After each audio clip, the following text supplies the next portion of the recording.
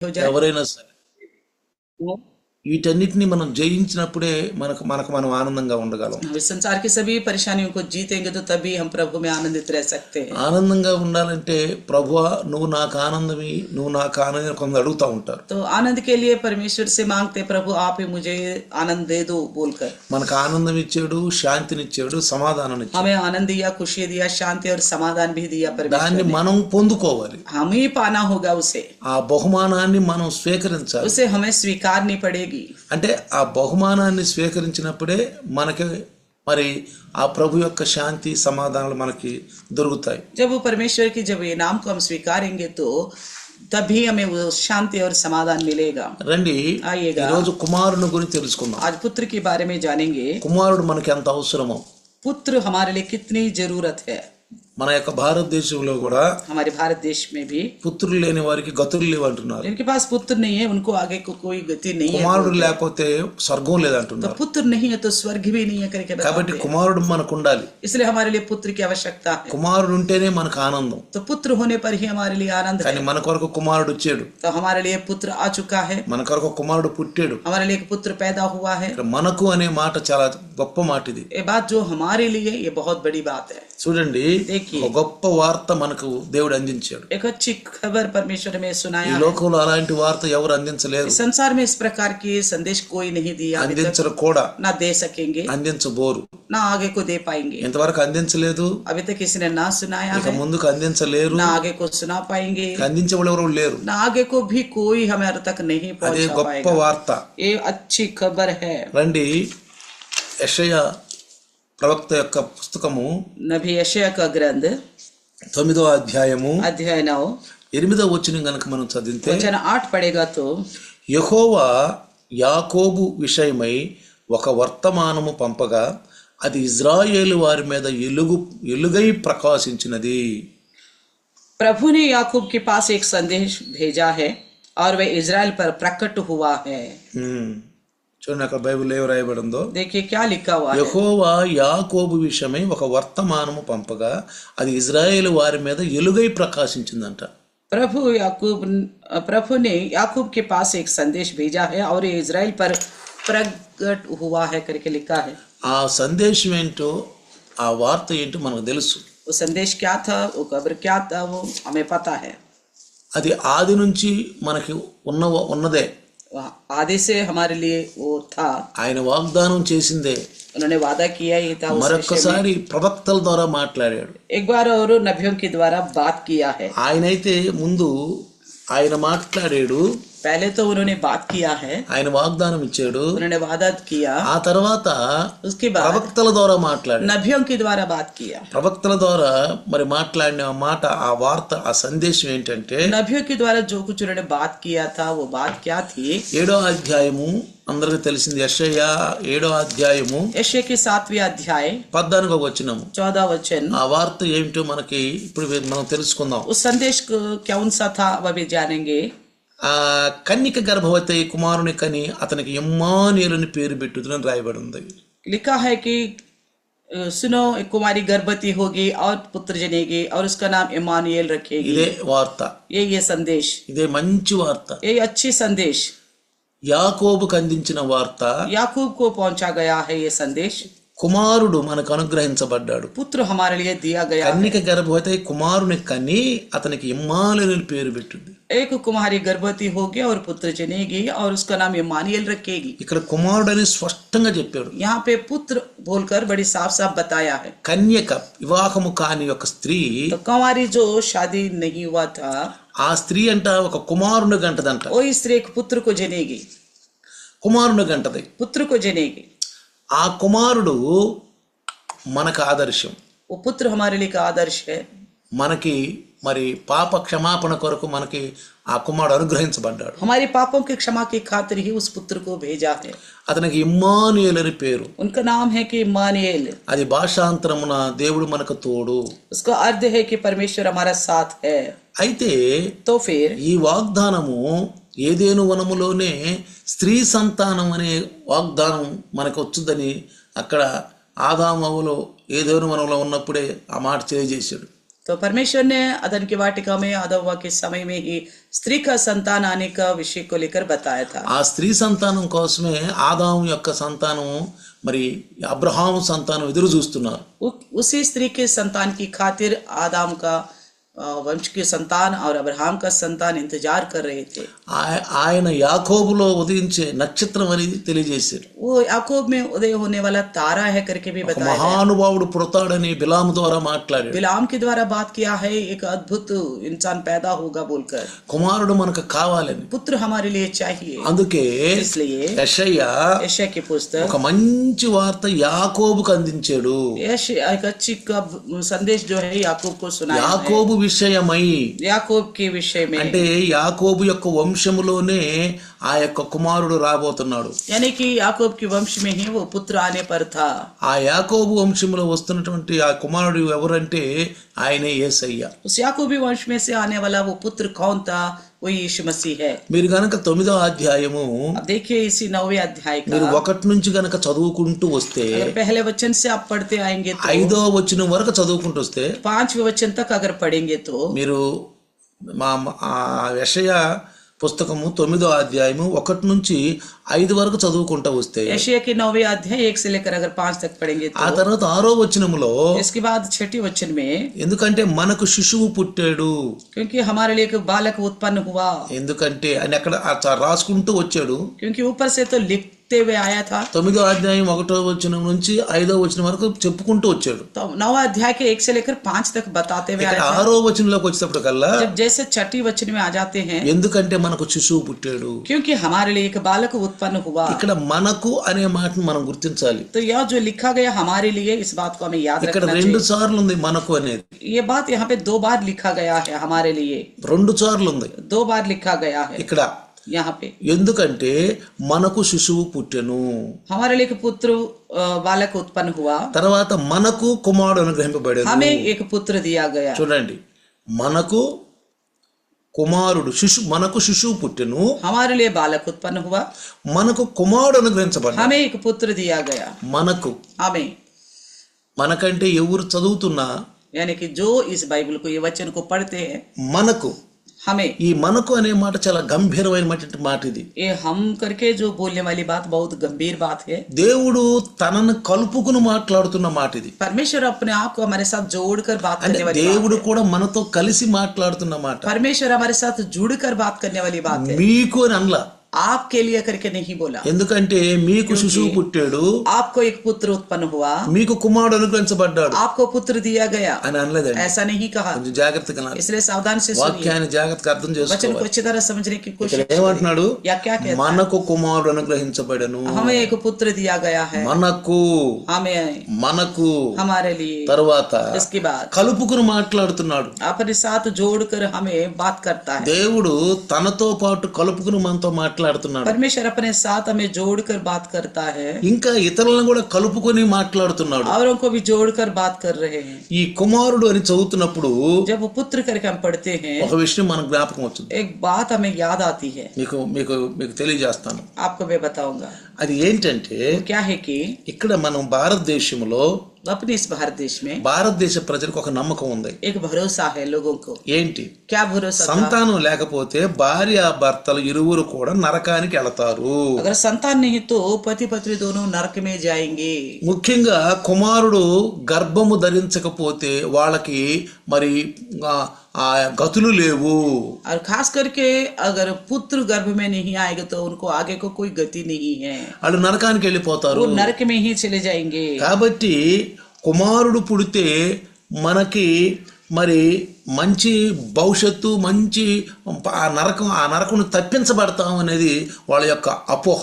उनकी एक सोच है कि अगर पुत्र हो गए तो आगे को हमारी अच्छी भविष्य रहेगी और नरक से भी बचाए जाएंगे। ఆ భయం కూడా కలిగి ఉన్నారు. इस प्रकार का भय भी है उनके पास। అందుకని మన భారతదేశంలో इसलिए अपने देश में కుమారులు పుట్టకపోతే, अगर पुत्र पैदा नहीं होता, ఆడపిల్లలే పుడుతుంటే, अगर लड़की ही पैदा होती जा रही है, కొంతమంది భార్య యొక్క అనుమతితోను, కొంతమంది భర్త యొక్క అనుమతితో कुछ पति पत्नी की इजाजत से రెండో పెళ్లి చేసుకుంటున్నారు. दूसरी शादी कर लेते हैं ఎందుకంటే क्योंकि మాకు కుమారుడు కావాలి. हमें लड़का चाहिए, అందరూ ఆడపిల్లలే పుడుతున్నారు. सबकी सब लड़कियां उत्पन्न हो रहे, కుమారుడు ఉండాలి. हमें पुत्र चाहिए. కుమారుడు లేకపోతే अगर पुत्र नहीं है మనకి మోక్షం లేదు. हमारे लिए मोक्ष नहीं है. కాబట్టి ఆ మోక్షానికి వెళ్ళాలంటే इसलिए उस मोक्ष में जाने के మనకు लिए కుమారుడు కావాలి. हमें पुत्र चाहिए. అందుకని इसलिए చాలా మంది కూడా बहुत सारे लोग ఈ మధ్యన పాశ్చాత్య దేశాల్లో కూడా చూస్తే आजकल अगर देशों में भी देखेगा तो కుమారుడు పుడుతున్నాడా కుమార్తె పుడుతుందని ముందే టెస్టులు చేయించుకుంటున్నారు. पुत्र होने वाला है या पुत्री होने वाली बोलकर पहले ही चक्कर आते हैं, ముందే पहले ही जान चुके हैं, కొన్ని లక్షలు ఖర్చు పెట్టి कुछ रुपए लगाकर. కుమారుడైతే ఉంచుకుంటున్నారు, अगर पुत्र हो तो रहने देते हैं, కుమార్తె అయితే तो తీసేసుకుంటున్నారు. अगर बेटी होगा तो अबार्शन करा लेते हैं, ఎందుకంటే क्योंकि కుమారుడు కావాలి. उन्हें चाहिए था पुत्र. ప్రియులారా, प्रियों, జన్మతః వచ్చే పాపమునకు విడుదల కలగాలంటే పుత్రుని ద్వారా కలుగుతుందని వాళ్ళ యొక్క భావన. उनकी सोच है कि जनता जो पाप मिला है उसे छुटकारा मिलने के लिए पुत्र की ही आवश्यकता है. అయితే వారి నమ్మకం భౌతిక పరమైనది అయినా గాని उनकी भरोसा जो भौतिक रीति से क्यों ना हो, దీనిలో లోతైన భావం ఒకటి ఉంది. इसमें एक गहरा अर्थ भी है. లోతైన భావం ఉంది. गहरा अर्थ, ఏంటి ఆ లోతైన భావం అంటే गहरा अर्थ क्या है కొంచెం ఏదైనా మనలోకి వెళ్ళాలి మనం. तो अदन की वाटिका में चले, అందును బట్టి ఈ యొక్క అపోహ వచ్చింది వాళ్ళల్లో. तो इसी वजह से उनके अंदर ऐसा सोच आया था, అది వాళ్ళ నమ్మకం. उनकी ये भरोसा था. తర్వాత उसके बाद వాళ్ళకి ఒక ఆలోచన వచ్చింది उनकी एक सोच भी మన आई భారతదేశంలో. अपने देश के लोगों को, ఎందుకంటే क्योंकि ఇది పూర్వకాలం నుంచి వస్తున్నటువంటి విషయం. ये विषय तो पूर्व काल से चलती आ रही थी. గమనిక, सोचने वाली बात है. ఆది కాండము उत्पत्ति 3:16 3:16, అక్కడ ఏమని రాయబడి ఉంది? 3:16 में क्या लिखा है మనందరికి తెలిసిన విషయమే. हम सब जानते हैं, ఎన్నో సార్లు వింటాం మనం. कई बार सुनते हैं हम. ఆది కాండము తీయండి. उत्पत्ति ग्रंथ खोलिएगा, ఆది కాండము 3వ అధ్యాయము 16వ వచనం. 3:16 पढ़ेंगे. 16వ వచనంలో చూస్తే ఆయన స్త్రీతో నీ ప్రయాసమును నీ గర్భవేదన నేను మిక్కిలి హెచ్చించదను వేదనతో నువ్వు పిల్లలను కందువు అని రాయబడింది. फिर स्त्री से उसने कहा, मैं तेरी पीड़ा और तेरी गर्भवती होने के दुख को बहुत बढ़ाऊंगा और तू पीड़ित होकर बालक उत्पन्न करेगी. ఇది అర్థం చేసుకోవాలి మీరు. अब इस बात को समझना होगा. ఆయన అంటే దేవుడు. यानी कि परमेश्वर. ఆ దినాలలో దేవుడు డైరెక్ట్ గా మాట్లాడేవాడు. उन दिनों में परमेश्वर सीधा सीधा बात करता था, ఎవరు మధ్యవర్తి లేడు. कोई बिचवाई नहीं थे. ఎందుకంటే ఆదాము అవ్వలు దేవునితోటి సంబంధం కలిగి ఉన్నారు. क्योंकि आदम जो परमेश्वर के साथ संबंध रखे हुए थे, దేవుని మాట వినటానికి వాళ్ళు చాలా యోగ్యంగా ఉన్నారు. परमेश्वर की बात सुनने के योग्य थे. వాళ్ళకి ఏరే డిస్టర్బెన్స్ ఏం లేదు. उस समय उनका कोई और डिस्टर्बेंस नहीं थी, ఏ డిస్టర్బెన్స్ లేదు. कोई डिस्टर्बेंस नहीं था. ఇప్పుడున్న డిస్టర్బెన్స్ లేదు. जैसे आजकल है वैसा नहीं थी. ఇప్పుడు చాలా డిస్టర్బెన్స్లు ఉన్నాయండి. अब तो बहुत ज्यादा डिस्टर्बेंस होता है. నిజంగా ఇప్పుడు కనుక దేవుని వాక్యం మీద ధ్యానం పెట్టి లోకాంతా మర్చిపోయి బాధలు మర్చిపోయి శోధనలు మర్చిపోయి ఇరుకులు ఇబ్బందులు పేదరికాలు ఎన్ని మర్చిపోయి దేవుళ్ళు ఆనందించాలంటే చాలా గొప్పగా ఎదగాలండి. तो सच्ची में इन दिनों में सारे चिंता परेशानी यातना कंगालीपन और जो भी समस्या बीमारी है, इन सारे चीजों को भूलकर बढ़ने के लिए, ये भूलकर प्रभु में आनंदित रहने के लिए बहुत ज्यादा बढ़ना पड़ेगा हमें. प्रभु మాటలు కాదండి ये జయించడం. साधारण बात नहीं जय पाना. మనల్ని కుంగదీస్తాయండి. तो ये हालत हमें तो बिल्कुल ठंडा कर देगा. ఈ లోకపు ఆలోచనలు మనం इस కుంగదీస్తాయి. संसार की सोच हमें बिल्कुल ठंडा कर देगा. పూర్తిగా మనం లొంగిపోతాం. पूर्ण रीति से हम अधीन हो जाते हैं. కొన్నిసార్లు లొంగకూడదు అనుకున్నా లొంగిపోతాం. कई बार हम सोचते नहीं मुझे नहीं झुकना चाहिए, फिर भी झुक जाते हैं. అందుకే పౌలు గారు ఎఫెసీయులకు రాసిన పత్రికలో इसलिए पौलुस ने एफेसियों की लिखी మీ पत्री में నడుములు కట్టుకోండి तुम्हारे कमर कसो बोला. అంటే ఏంటి దాని అర్థం? इसका मतलब क्या था? నడుములు కట్టుకోండి అంటే అర్థం ఏంటి? कमर कसने का मतलब क्या था? ఈ లోకంలో ఉన్న వాటికి లోక ఆలోచన లొంగిపోబాకండి. इस संसार की बातों का अधीन मत होना. డాలు పట్టుకోమన్నాడు. तो डाल लेने के लिए बोलता है, కత్తి పట్టుకోమన్నాడు. तलवार लेने के लिए बोलता ఎందుకంటే డాలు है. क्यों था ये? సాతానుడు వేసే ఈ బాణాలన్నిటిని కూడా ఎదుర్కోవటానికే ఈ డాలు. तो शैतान के हर तीर का सामना करने के लिए इस डाल को पकड़ना है. ఇది ఉండాలి. ये हाथ में होनी चाहिए. ఇది లేకుండా కనుక కత్తే ఉంటే अगर डाल के बिना केवल तलवार ही होगा, ఆ యొక్క సిపాయి ఆ ఎదుర్కొనే వ్యక్తికి ప్రయాస ఎక్కువైపోద్ది. उसको सामना करने के लिए उसको बहुत ज्यादा प्रयास करना पड़ेगा. ఎక్కువ ప్రయాసం. बहुत ज्यादा प्रयास करना पड़ेगा. ప్రాణం కూడా బావచ్చు. उसमें प्राण भी जा सकती है. ఎంత చాకచాక్యంగా గెలిచే సిపాయి అయినా ప్రాణం పోవచ్చు. तो कितने अच्छी तरह योद्धा क्यों ना हो, अच्छी योद्धा क्यों ना हो फिर भी जान जा सकती है, అందుకని డాలు పట్టుకోమన్నాడు. इसलिए ढाल पकड़ने के लिए कहा. పరిశుద్ధాత్మ దేవుడు రాయించాడు पवित्र आत्मा प्रभु ने ఎఫెసీ लिखवाया है సంఘానికి. एफएससी कलीसिया के అది लिए, మనం చదువుకోవాలి, और इसे हमें पढ़ना होगा. అది మనకు కూడా. वो हमारे लिए है. సంఘాలు మరి ఎందుకు ఇచ్చాడంటే మన కోసమే. అది क्यों लिखा है? केवल हमारे लिए है, రాబోయే సంఘస్థులకి. आने वाला कलीसिया के लोगों के लिए. పట్టుకుని ఇట్ట పట్టుకుని ढाल డాలు को इस प्रकार पकड़े, వచ్చే వాటిని అన్నిటిని ఎదుర్కొంటూ आने वाला शैतान के तीरों का सामना ఈ करते रहे తలవారిని చేత్తో పట్టుకుని और तलवार को हाथ में लेकर ముందుకు నడవాలి. आगे बढ़ना है. డాలు అంటే ఏంటంటే ढाल का मतलब సమస్యలన్నిటిని మనం నిబ్బరంగా ఉండాలి. सारे समस्याओं में बड़ा हम हिम्मत से रहना है, తొందర పడకూడదు. उतावली नहीं होना है. ఇప్పుడే అన్ని పరిష్కరించబడాలనుకోకూడదు. अभी की अभी सब चीजों का परिष्कार हो जाए ये मत सोचना. అపోస్తుల కార్యాలు అంటాడు అన్నిటికీ సమయం ఉంది. प्रेरित बोलते हैं कि प्रेरितों में सब चीजों का समय है. కాలాలు సమయాలు ఆయన చేతిలో ఉన్నాయి. काल और समय परमेश्वर के हाथ में है. నువ్వు నేను గనక ఆయన చేతిలో ఉంటే अगर आप और हम परमेश्वर के हाथ में होंगे, ఆ కాలాలు సమయాలు వచ్చినప్పుడు మనల్ని ఆయన ఇచ్చిస్తాడు. उस समय में उस काल में परमेश्वर हमें ऊंचा करेगा. తొందర పడకూడదు. तो उतावली नहीं होना है. ఇప్పుడే అనే ఒక ఆలోచన రాకూడదు. अभी हो जाना चाहिए ऐसा कोई सोच नहीं आना चाहिए. ఇంకెప్పుడు అనే ఆలోచనలు రాకూడదు. और कब होगा ये भी नहीं सोचना चाहिए. నేను దేవుని సేవ చేస్తూ ఉన్న సమయంలో డ్యూటీ కూడా చేస్తూ ఉన్నాను. मैं परमेश्वर की सेवा के साथ साथ नौकरी भी कर रहा था. నేను ఎప్పుడెప్పుడు రిటైర్మెంట్ అవ్వాలని చూసేవాడిని. मैं इंतजार करता था मैं कब रिटायरमेंट हो जाऊं. ఒక్కొక్క రోజు ఒక్కొక్క భారీగా ఉండేది నాకు. एक एक दिन एक मुझे बोझ लगता था, చాలా బాధగా ఉండేది. बहुत दुख लगती थी मुझे. వెంటనే అది నిర్మించుకున్నాను. मैं तुरंत इस तरह सोचना छोड़ दिया. వెంటనే నిర్మించుకున్నాను. छोड़ दिया. ఏమని? क्या बोलकर? కాలాలు సమయాలు ఆయన చేతిలో. काल और समय परमेश्वर के हाथ में है. నేను తొందరపడ్డంత మాత్రాన అది తొందరగా జరగదు. अगर मैं ज्यादा हो जाए जल्दी हो जाए करके उतावले क्यों ना हो तो भी वो जल्दी అది नहीं నా हो వ్యర్థ सकते. ప్రయాసే. ये तो मेरे लिए बेकार की प्रयास है. అది దేవుడికి తెలుసు, నాకు తెలుసు. तो परमेश्वर जानता है और मैं भी जानता हूँ. అయినా ఉత్తిత్తాటిపై నేను ఎందుకు నమ్మకం పెట్టుకోవాలి? फिर भी मैं ऐसी बेकार की चीजों पर क्यों भरोसा रखूं? నేను ఆనందంగా ఉండటం మొదలు పెట్టాను. तब से मैं आनंद से रहना शुरू कर दिया. ఆనందంగా డ్యూటీ చేయడం మొదలు పెట్టాను. आनंद से ड्यूटी करना शुरू कर दिया. ధ్యానం అంతా దేవుని పరిచర్యలో పెట్టాను. पूरा ध्यान प्रभु की परिचर्या में रखा. సమయం దొరికితే దేవుని పని చేద్దాం. तो समय मिलते ही परमेश्वर का काम करूं. ప్రభా కాలాలు సమయం మీ చేతిలో ఉన్నాయి. प्रभु काल और समय आपके हाथ में है. అప్పటి నుంచి నేను ఫ్రీ అయిపోయాను. तब से मैं फ्री हो चुका हूं. అందుకని ఈ బంధకాల నుంచి వీటన్నిటి నుంచి ఈ లోకంలో ఉండగానే ఫ్రీ అయిపోవాలా. इसलिए सारे संसार की बंधनों से जीवित रहते हुए ही हमें आजादी पाना है. చూడండి, మొట్టమొదట అవ్వ మోసగించబడింది. तो सबसे पहले अव्वा धोखा पाई थी. ఇది ప్రపంచాలకు తెలుసు. ये दुनिया इस बात को जानती है. మనకంటే ముందున్న పూర్వీకులకు తెలుసు. हमसे पहले जो पूर्वज है वो भी जानते थे. స్త్రీ సంతానం అనేది అందరికీ తెలుసు. स्त्री संतान के बारे में भी जानते हैं.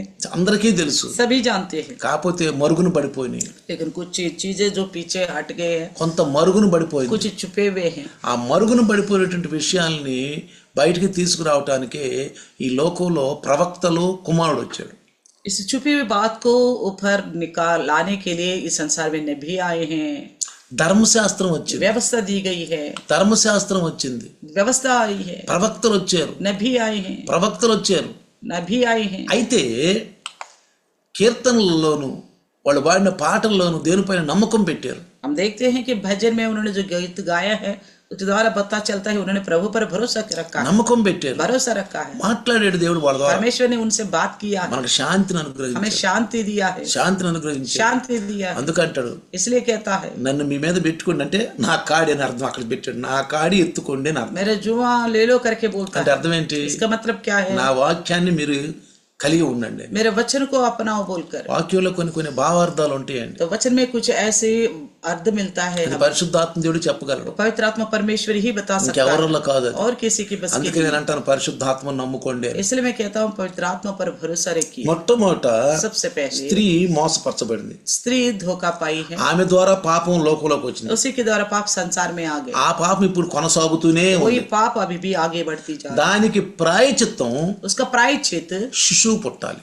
एक बालक उत्पन्न होना है. అది తప్పనిసరి. वो जरूरी है. కన్యక గర్భవతి అయి ఒక కుమారుని కనాలి. कुमारी गर्भवती होनी चाहिए और एक पुत्र को जन्म देना होगा. స్త్రీ సంతానం రావాలి. इसके लिए स्त्री का संतान बोला गया. 3:15 కూడా చూస్తే 3:15 उत्पत्ति में 3:15 నీకును స్త్రీకిని నీ సంతానమునకు ఆమె సంతానమునకు అన్నాడు. तो 3:15 में बोला है कि तेरे वंश और इसकी वंश के बीच में.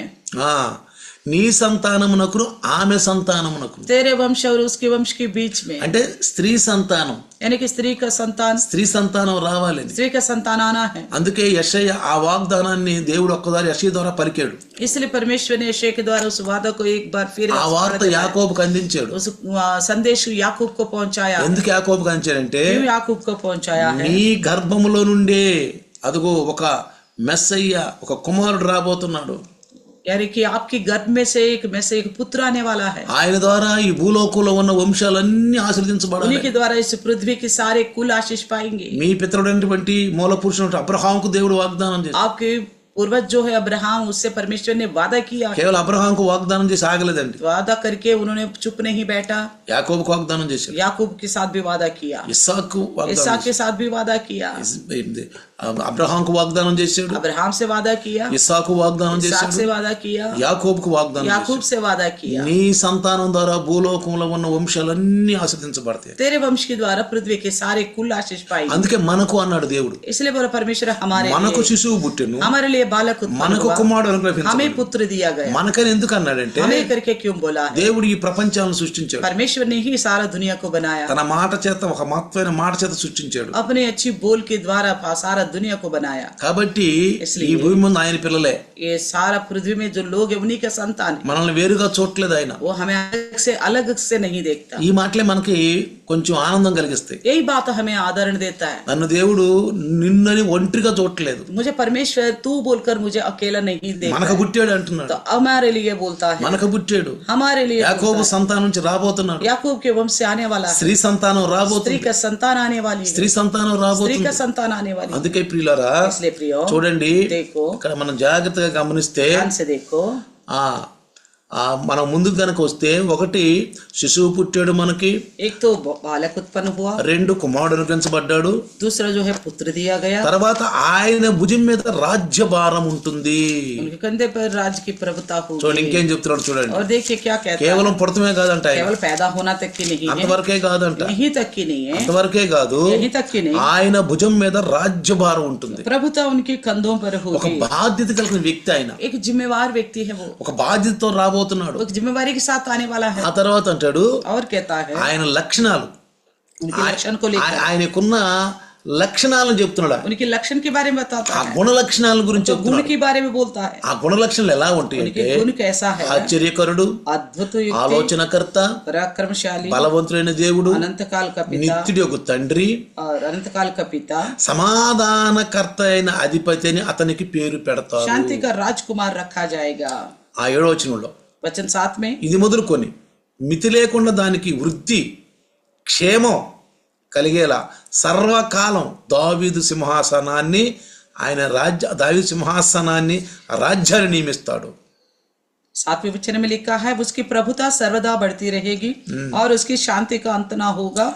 इसलिए वे उसको दाऊद की राजगद्दी पर इस समय से लेकर सर्वदा के लिए न्याय और धार्मिकता के द्वारा स्थिर किए और संभाला रहेगा. అందుకే పిలాతు అడిగినప్పుడు, इसलिए जब पिलातुस ने पूछा था, ఈ రాజ్యం నాది, ఈ రాజ్యం నాది కాదన్నాడు. यीशु ने कहा ये राज्य मेरा नहीं है, ఎందుకంటే ఈ రాజ్యం మోసంతో కూడింది, क्योंकि राज्य धोखा से भरा हुआ ఈ है, రాజ్యం అబద్ధాలతో కూడింది, ये राज्य जो है झूठ से भरा हुआ ఈ है, రాజ్యం రక్తపాతంతో ये కూడింది. संसार का राज्य लहू से, కానీ నా రాజ్యం అది కాదన్నాడు. मगर मेरा राज्य वो नहीं है. ఇక్కడ చెప్పాడు ఆయన, यहाँ बताए उन्होंने, ఆ న్యాయం వలన నీతి వల్ల రాజ్యం స్థిరపరచబడుతుందంట. तो कहता है न्याय और धार्मिकता के द्वारा राज्य स्थिर किया जाएगा. అతడు సింహాసనాసనుడే రాజ్య పరిపాలన చేస్తాడంట. और राज्य गद्दी पर बैठकर राज्य करेगा. సైన్యములకు అధిపతి యెహోవా ఆసక్తి కలిగి నెరవేరుస్తాడు అంటున్నాడు. तो कहता है सेनाओं के यहोवा का धुन के द्वारा ये हो जाएगा. అందుకే పిలాతు అడిగాడు, इसलिए पिलातुस ने पूछा, నీ పేరు నువ్వు రాజువా అన్నాడు. क्या तुम राजा हो?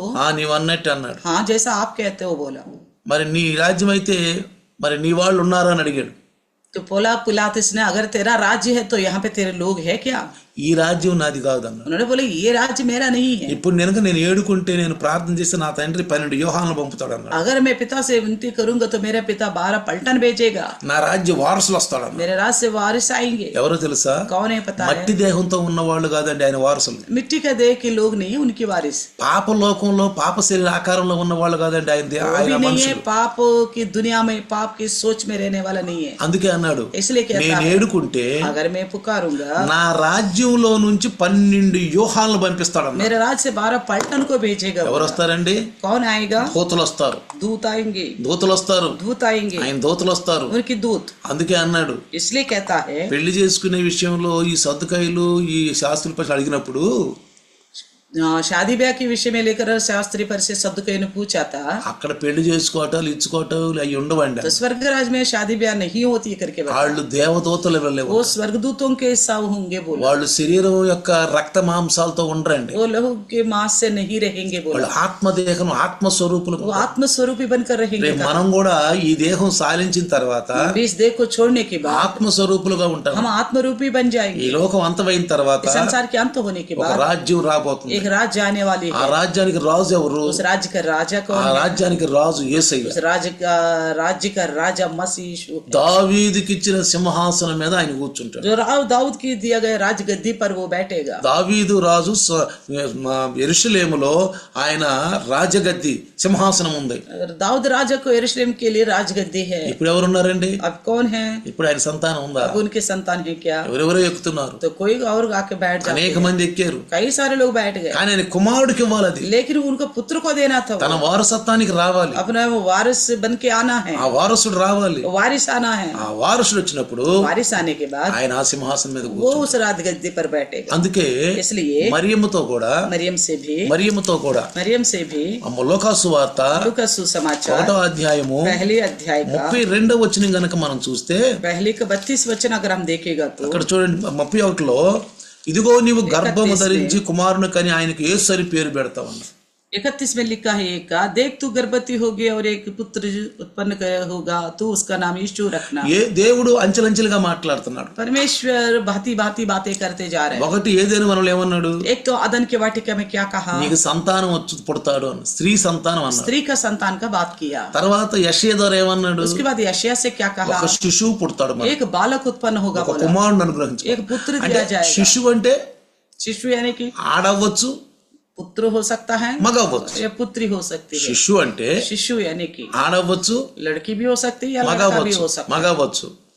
తర్వాత ఆ శిశువు కుమారుడు అన్నాడు, కుమార్తె అనలేదు. पुत्र है करके बताया गया। ఇక్కడ శిశువు అనే మాటకి కూడా జాగ్రత్తగా మనం వింటే शिशु बोलकर जो बात है उसे ध्यान से ఈ सुनेगा। భారతదేశంలో इस भारत देश में ప్రజలు लोग కొన్ని అపోహల్లో ఉండారు. कुछ ऐसे सोच में हैं। ఏంటంటే क्या है? ఆయన ఎక్కడో పరలోకం నుంచి ఒకసారి దిగి వచ్చేసాడని, वो स्वर्ग से एकदम उतर के आ गए हैं, అక్కడ అవతారం ఎత్తాడని, वहां पे अवतार लिया, ఇక్కడ పుట్టాడని, यहाँ पे अवतार लिया, అది అక్కడ పుట్టాడు ఇక్కడ పుట్టాడని, वहां पैदा हुआ यहाँ पैदा हुआ, పూల్లో నుంచి వచ్చాడని, फूलों में से आ गए बोलकर, గుడ్డుల్లో నుంచి వచ్చాడని, अंडे में से आ गए बोलकर, మనిషి యొక్క నాభి నుంచి వచ్చాడని, इंसान की नाभि से आया, ఒక్కసారి 35 సంవత్సరాల వయసుతో వచ్చాడని, एकदम 35 उम्र के वाला आदमी जैसा आ गया, ఎవరి కాలం నుంచి వచ్చాడని नौजवान स्थिति में ही आ गए एकदम। అని అపోహలు పడిపోతాయి. इस तरह बहुत सारे ऐसे అందుకని దేవుడు सोच ఏమన్నాడు है। తెలుసా? శిశువు అని అడిగాడు. इसलिए परमेश्वर ने बोले एक शिशु, అది పాలు దాగే శిశువు यानी कि दूध पीने वाला बालक నీ గర్భం నుంచి పుడతాడు. आपके गर्भ से उत्पन्न ఇక్కడ होगा। భారతదేశంలో ఉన్న అపోహలన్నీ కూడా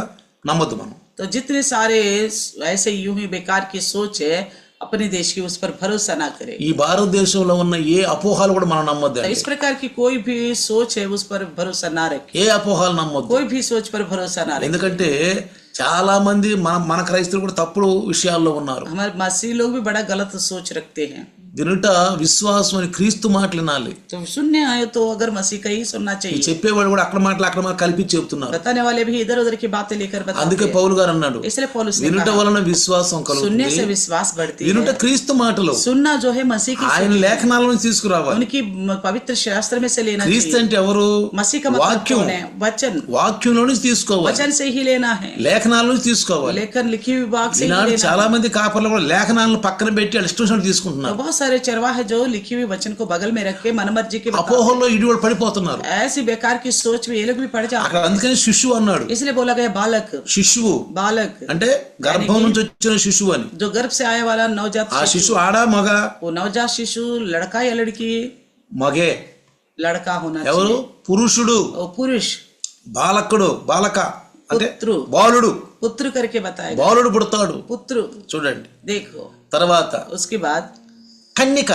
कंवारी, గర్భవతి అవుతుంది, गर्भवती होगी, కన్యక గర్భవతి అవుతుంది. कुमारी गर्भवती होगी, ఆయన మనతో ఉండాలనుకుంటున్నాడు. वो हमारे साथ रहना चाहता है, అందుకే మనకు అన్నాడు. इसलिए बोला हमारे लिए. ఎందుకన్నాడు? क्यों बोला మనకు ఎందుకన్నా తెలుసు? हमारे लिए करके क्यों बोला? ఆయన మనతో ఉండాలనుకుంటున్నాడు, वो परमेश्वर जो हमारे साथ रहना चाहता है, మనతోటి ఉండాలనుకుంటున్నాడు. हमारे संगी रहना चाहता है. తర్వాత उसके बाद కొత్త నిబంధన नया नियम में కాలము సమీపించినప్పుడు जब का समय पूरा हुआ, ఈ గలతీయులకు రాసిన పత్రిక ఒకసారి చూద్దాం, తర్వాత చదువుకుందాం. ఇది गलतियों के लिखे पत्र को देखे एक बार. గలతీయులు 4:4 కనుక చూస్తే, गलतियों के 4 देखे. కాలము పరిపూర్ణమైనప్పుడు దేవుడు తన కుమారుని పంపెను, ఆయన స్త్రీ యందు పుట్టి మనము దత్తపుత్రులము కావాలనని ధర్మశాస్త్రం లోబడి ఉన్న వారిని విమోచించుటకై ధర్మశాస్త్రం లోబడిన వాడాయను.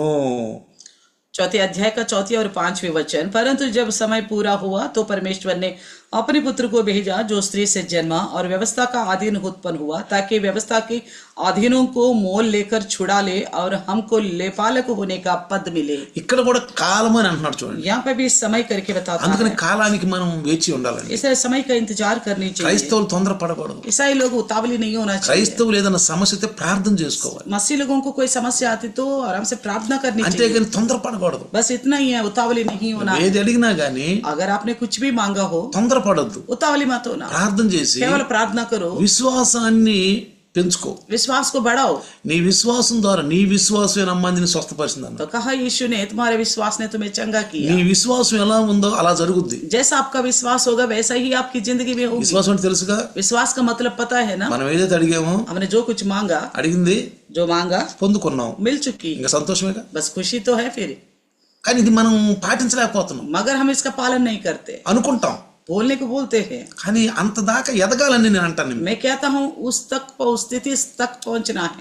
అది మనకు కావాలి. वो चाहिए हमारे लिए. విశ్వాసంలో అభివృద్ధి పొందటం అంటే, विश्वास में उन्नति पाने का మనం मतलब, సంతోషంగా ఉండాలంటే, अगर हम खुश रहना है, ఎందుకంటే ఈ యొక్క లోకంలో మనం సంతోషంగా ఉండలేం. क्योंकि बाकी संसार में हम खुश नहीं रह सकते. సమస్యల మీద సమస్యలు, समस्याओं पर समस्या, శోధనల మీద శోధనలు, परेशानियों के ऊपर ఇరుకుల परेशानी, మీద ఇబ్బందులు, संकट के ऊपर संकट, ఇబ్బందుల మీద ఇబ్బందులు, दिक्कतों के ऊपर ఆర్థిక दिक्कतें, పరిస్థితులు, आर्थिक तंगियां हैं, తర్వాత గరీబీ పని, దాన్ని ఏమంటారు, పేదరికము, तो कंगालीपन. ఇవన్నిట్లో ఎక్కడ మనం ఉంటాం? इन सभी में कहा हम प्रभु में खुश रह ఎక్కడ सकते हैं. సంతోషంగా ఉంటాం कहाँ खुश रह सकते हैं అని అడగొచ్చు మనం. हम बोल सकते हैं इस కానీ మన प्रकार. బైబిల్ ఇస్తుంది, लेकिन प्रभु का बाइबल कहती है, బైబిల్ ఇస్తున్నారు. बाइबल बताती है. అందుకని इसलिए మనం ఏం చేయాలంటే क्या करना है, हमें విశ్వాసం ఉంచాలి. विश्वास అది रखना ఒక है. వరం అని కూడా చెప్పాడు. विश्वास को एक वरदान बोला गया. ఏదైతే ప్రార్థనలు అడుగుతావు, आप जो कुछ प्रार्थना में मांगो, నాకు ఇది కావాలి ప్రభు, मुझे ये चाहिए प्रभु, నాకు ఇది కావాలి, मुझे चाहिए प्रभु, నాకు ఇది ఇవ్వి, मुझे दे दो. అడగటం తప్పులేదు. मांगना गलत नहीं है. ప్రభు క్రీస్తు ద్వారా మాట్లాడాడు, प्रभु ने मसीह के द्वारा बात किया, తండ్రి మాట్లాడాడు, पिता ने बात किया. అడుగు అన్నాడు. मांगो बोला, అడుగు मांगो ఇస్తానన్నాడు. वो देगा. అడగటం తప్పులేదండి, मांगना गलत नहीं है, కానీ విశ్వాసంతో అడుగు, मगर विश्वास से मांगो, ధైర్యంగా అడుగు, धैर्य से मांगो, నమ్మకంతో అడుగు, भरोसा से मांगो, నమ్మకంతో అడుగు. भरोसा से. అడిగిందల్లా जो कुछ मांगा పొందుకున్నావు, मिल गया. ఇంకా संतोषమే కదా. बाकी खुशी तो है भाई. ఇదే విశ్వాసం అంటే. यही तो विश्वास का मतलब. అడిగాము, मांगा, విచారపడుతున్నాం, चिंता कर रहे, అడిగాము, मांग लिया प्रभु से. నువ్వైనా आप हो నేనైనా या मैं हूँ, ఎవరైనా कोई भी क्यों ना हो, అడిగాము, मांगने को मांगते हैं, దుఃఖం పడుతున్నాం. फिर दुखित हो जाते हैं. విశ్వాసం ఎక్కడుంది? అది फिर विश्वास कहाँ से आ అప్పుడు गया? రెండు మనసులు అవుతుంది. तब दो मन हो गए हमारे पास. అదే ఏదంటాడు, ద్వంద్వం అని, దిమనస్. द्विचित्ता बोलता है.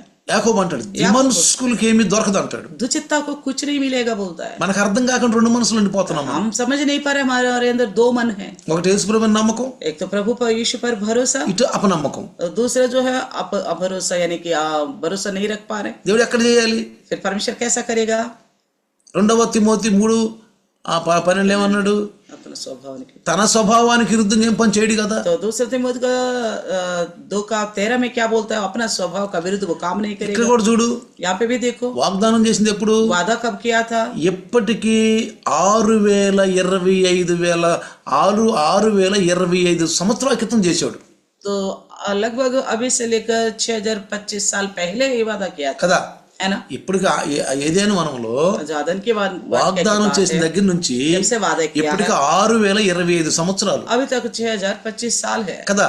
है ना? మరి ఈ మధ్య కాలంలో इस बीच के समय में, సమయానుకూలంగా समय के अनुसार ప్రవక్తలతో మాట్లాడుతూ, नबियों से बात करते, ధర్మశాస్త్రంలో మోషే ద్వారా రాయబడుతూ, व्यवस्था में मूसा के द्वारा लिखा వాళ్ళు है, నమ్ముకున్నది కీర్తనల ద్వారా పాడుతూ, उन्होंने जो भरोसा किया उसे भजन के द्वारा गाया. వాళ్ళు ఆనందంతో ఉన్నారు, तो इसी प्रकार वो लोग आनंदित होता गया, ఆనందంతో ఉన్నారు. आनंद के साथ थे. అందుకే మరియమ్మ కాలము చూడండి. ఇప్పుడు చూద్దాం లోకాసు వార్త अब देखिए लूका सुसमाचार 1వ అధ్యాయము पहले अध्याय का 32వ వచనం చూస్తే 32वीं वचन देखिए. ముందు 31వ వచనం చూద్దాం. 31వ వచనం, ఇదిగో నీవు గర్భము ధరించి కుమారుని కని ఆయనకు యేసు అని పేరు పెడతావు. पहले मैंने देखा था 31 वचन, देखो तू गर्भवती होगी और एक पुत्र जो उत्पन्न होगा तो उसका नाम यीशु रखना. మొదట ఏమన్నాడు? पहले क्या बोला? స్త్రీ సంతానం అన్నాడు. स्त्री का संतान. తర్వాత యెషయా ద్వారా ఏమన్నాడు? फिर यशायाह के द्वारा क्या बोला? శిశువు పుడతాడు, एक बालक होगा, కుమారుడు పుడతాడు एक అన్నాడు. पुत्र जनेगा, కుమారుడు పుడతాడు అన్నాడు. पुत्र जनेगा बोला. ఇప్పుడు మరియంతో ఏమంటున్నాడు? अब मरियम से क्या कहता है? నీకు కుమారుడు పుడతాడు, నువ్వు యేసు అని పేరు పెట్టు. तुम्हें पुत्र उत्पन्न होगा तो उसका यीशु नाम रखना. ఫైనల్కి వచ్చేసింది. फाइनल में आ गए, ఫైనల్కి వచ్చేసి फाइनल में हो गया. ఇప్పుడు క్రిస్మస్, अभी क्रिसमस, क्रिसमस క్రీస్తు ఆరాధన. मसीह की आराधना. ఆరాధిస్తే ఎవరు? आराधना करने के वाला कौन है? విశ్వాసుల సమూహం, विश्वासी का झुंड, मास సమూహాలు, यानी कि झुंड, గుంపులు. झुंड. క్రైస్ట్ అభిషిక్తుడు, अभिषेक, అభిషిక్తుని ఆరాధన. अभिषेक्ति आराधना. ఎవరు? कौन? పరిశుద్ధులు. पवित्र जन. పరిశుద్ధులే పండుగలు చేసేది, पवित्र ही पर्व बनाना है, పరిశుద్ధులే పండుగలు చేసేది. पवित्र लोग ही पर्व बनाना ఈ है. నామకార్థ క్రైస్తవులు ఉండారే, नामधारी मसीह लोग है ना, ఈ మిడిమిడి జ్ఞానంతో तो थोड़ा थोड़ा ज्ञान అటు रखते ఇటు కాకుండా తెలుసుకున్నారే. हैं. ना इधर की ना उधर की, ऐसा है ना. మేము పండుగలు చేయము, हम पर्व नहीं बनाते हैं, మేము లైట్లు వేయము, हम लड़ी नहीं మేము जलाते, కేకులు పంచము, हम केक नहीं बांटते, మేము కేకులు పంచము, हम केक नहीं बांटते, మేము చర్చిల్లో నాటకాలు ఆడము, चर्च में नाटक वगैरह नहीं దేవుని करते, కొరకు మేము డాన్సులు వేయము. प्रभु के नाम से आनंदित खुशी से नाचेंगे ఇదంతా नहीं. సైతాన్ వాళ్ళ మనసులను ఏం చేశాడు? చెరిపేశాడు. तो शैतान इस प्रकार उनका मन को बिगाड़ दिया. అరే మీరు ఉదాసగా ఉండండి రా, आप चिंता में ही रहो, ఇప్పుడు కూడా ఉదాసగా ఉండండి రా. अभी भी चिंता में रहो. చూడండి देखो సాతాని వచ్చి రాని వాళ్ళతోటి ఎంత ఇబ్బంది అంటే, तो ऐसे लोगों से कितना दिक्कत మళ్ళీ करता है. వీళ్ళంటారు మినీ క్రిస్మస్ చేస్తారంట. तो फिर बोलते मिनी क्रिसमस మళ్ళీ बनाते हैं. ఎందుకంటే फिर ये क्यों बनाते हैं? ఈ మినీ క్రిస్మస్ ఎందుకు? ये मिनी क्रिसमस क्यों? మినీ క్రిస్మస్లంట, సెమీ క్రిస్మస్లంట, ఫైనల్ క్రిస్మస్లంట. Mini Christmas, semi Christmas, final Christmas, ఏంది క్రిస్మస్లు? फिर इतने सारे क्यों? అసలు క్రిస్మస్ అనే సంతోషం నీ దగ్గర ఉంటే अगर क्रिसमस की खुशी आपके అది पास నీ है, ఇంట్లో ఉంటది. आपके घर में होगा, నీ ఒంట్లో ఉన్నది, నీ హృదయంలో ఉన్నది, నీ బయటకు వచ్చి నీ ఇంట్లో ఉంటది. तो आपके जो शरीर में आपका मन में है, आपके मन से बाहर निकलकर घर में होगा, बाहर भी दिखेगा. బయటకు వచ్చింది ఇంతలో కనపడుద్ది. जो बाहर दिखता है वो दूसरों को दिखता है. అదే కదా, है ना? చెట్టును బట్టి చూడొచ్చు, కాయలు చెట్టు కాయలను బట్టి చూడొచ్చు మంచి ఫలం ఏదో చెడ్డ ఫలం ఏదో. फलों को देख के बता सकते हैं पेड़ कौन सी है, किस प्रकार की है. అందుకే పౌలు గారు అన్నాడు, इसलिए पौलुस ने कहा పులిపిండి కాకుండా పండగ చేయమన్నాడు. तो बिना खमीर का त्योहार बनाओ बोला. చాలా మంది పులిపిండితో పండగ तो చేస్తారు. बहुत सारे लोग हैं खमीर का त्योहार बनाते పులిపిండి हैं. అంటే చెడ్డ ఆలోచనలు, तो खमीर यानी कि बुरी सोच, పాత స్వభావాలతో. पुराने स्वभाव के साथ. స్వభావం పాతదే स्वभाव तो पुराना ही है, కానీ క్రీస్తు బిడ్డలం అంటున్నారు. लेकिन बोलते मसीह के लोग हैं, మేము క్రిస్మస్ చేస్తున్నాం हम అంటారు. क्रिसमस बनाते వాళ్ళు बोलते हैं. సంవత్సరం అంతా చేయరు, సంవత్సరం చివరిలో కూడా చేయరు. वो साल भर भी नहीं करते, साल के अंत में भी नहीं करते. అసలు క్రిస్మసే లేదు, क्रिसमस ही है ही नहीं. వాళ్ళ జీవితాల్లోనే లేదు. उनकी जिंदगी में అసలు వాళ్ళ జీవితంలో కుమారుడే పుట్టలేదు. उनका जिंदगी में पुत्र ही पैदा नहीं ఈ हुआ. మధ్యన వాళ్ళు చేస్తున్నారు సేవ, నేను చేయాలి. इसकल आजकल फलाना कर रहे तो मैं भी करूं. వాళ్ళు వాళ్ళ దగ్గర కూర్చొని మాటలు వినే కంటే మనమే చెబితే పోలా. अगर उनके पास बैठकर सुनने से बेहतर हमें बताए तो बहुत हो ना. పొద్దుగూకులు మన తప్పులు ఎత్తి చూపిస్తా ఉంటాడు, बार बार हमारा गलतियों को उठा के दिखाते हैं, మన తప్పులు ఎత్తి చూపిస్తా ఉంటాడు. गलतियों को उठा के दिखाते हैं. ఆయన దగ్గర నుండి తప్పులు వినే కంటే మనమే చెబితే పోలా. उनके सामने बैठकर गलती सुनना क्यों, हमें बताने चले तो अच्छा है. వాళ్ళలో ఉన్న తక్కువ ధనాన్ని ఒప్పుకోరండి. अपने अंदर की कमी को नहीं मानते. దీని ఇగో స్వభావం అంటారు, इसी को बोलते युगो स्वभाव, గర్వం అంటారు. घमंड बोलते అందుకే हैं. గర్విష్ఠులు దూరంగా చూస్తాడు. इसे परमेश्वर घमंडियों को दूर से అందుకని ఇక్కడ देखता है. చూడండి పిల్లరా, इसे देखिए यहाँ पे, ఆయన గొప్పవాడు అవుతాడు. वो महान होगा. ఏమవుతాడంట? क्या होगा? ఆయన గొప్పవాడు అవుతాడు, महान होगा. సర్వోన్నతుని కుమారుడు అనబడతాడు. वो प्रथम प्रधान का पुत्र कहलाएगा. ఎవరంట ఆయన? कौन है वो? సర్వోన్నతుని కుమారుడు అనబడతాడు. प्रथम प्रधान का पुत्र ప్రభు कहलाएगा. అయిన దేవుడు ఆయన తండ్రి అయిన దావీదు సింహాసనం ఆయనకి ఇస్తాడు. और प्रभु परमेश्वर उसके पिता दाऊद का सिंहासन उसको देगा. ఇక్కడ యెషయా యొక్క ప్రవక్త యొక్క మాటని ఈ గాబ్రియేల్ దూత గుర్తు చేస్తున్నాడు. यहाँ यशायाह नबी की बात को यहाँ पे जिब्राइल दूत याद दिलाता है. ఎక్కడ? कहाँ? యెషయా 9:7. यशायाह का 9:7. ఈ మాట గాబ్రియేల్ దూత మరియమ్మకు గుర్తు చేస్తున్నాడు. इसी बात को लेकर जिब्राइल मरियम को याद ఈ दिलाता है, వాగ్దానాన్ని గుర్తు చేస్తున్నాడు. वादा को याद दिलाता है. ఇది మొదలుకొని మితి లేకుండా దానికి వృద్ధి క్షేమం కలిగేలా సర్వకాలం దావీదు సింహాసనాన్ని రాజ్యాన్ని ఆయనకి ఇస్తాడు అని. उसकी प्रभुता सर्वदा बढ़ती रहेगी और उसकी शांति का अंत ना होगा, इसलिए कि वह उसको दाऊद की राजगद्दी पर इस समय से लेकर सर्वदा के लिए देगा। ప్రభు అయిన దేవుడు ఆయన తండ్రి అయిన దావీదు సింహాసనం ఆయనకి ఇస్తాడు. तो पिता परमेश्वर दाऊद का राजगद्दी उसे देगा, దావీదు సింహాసనం మీద ఎక్కుతాడండి. दाऊद के सिंहासन पर बैठेगा। అందుకే పిలాతు అన్నాడు ఈ రాజ్యం నాది కాదని. इसलिए पिलातुस से कहा था ये राज्य मेरा नहीं। 11వ అధ్యాయం యెషయా 11వ అధ్యాయం కనుక వస్తే यशायाह की 11 अध्याय में देखो, చూడండి అక్కడ 6వ వచనం నుంచి కనుక చూస్తే वचन 6 से देखेगा, 10 వరకు కనుక మీరు చూస్తే 6 से 10 तक देखो, ఆ రాజ్యం ఎలా ఉంటదంట, वो राज्य कैसी होगी। తోడేరు గొర్రె పిల్ల దగ్గర వాసం చేస్తుందంట, చిరతపులి మేక పిల్ల దగ్గర పండుకుంటుందంట, దూడ కొదమసింహం పెంచబడి కోడే కలిసి ఉండగా బాలుడు వాటిని తోలుతాడంట. तो लिखा है में तब भेड़िया भेड़ के बच्चे के संग रहा करेगा, और चीता बकरी के बच्चे के साथ बैठा करेगा, बछड़ा और जवान सिंह और पाला पोसा हुआ बैल तीनों इकट्ठा रहेंगे, और एक छोटा लड़का उनकी अगुवाई करेगा। 7వ వచనం, 7वें वचन, ఆవులు ఎలుగుబంటు కూడి మేయును, వాటి పిల్లలు ఒక చోటనే పడుకొని ఎద్దు మేయినట్లు సింహం గడ్డి మేయును. गाय और रिचनी मिलकर चरेंगे, और उनके बच्चे इकट्ठा बैठेंगे, और सिंह बैल के समान भूसा खाया करेगा। 8వ వచనం, वचन 8, పాలకుడు పాలుగుడుచు పిల్ల నాగుబాము పుట్ట యొద్ద ఆట్లాడును, మిడినాగు పుట్ట మీద పాలు విడిచిన పిల్ల తన చెయ్యి చాచును.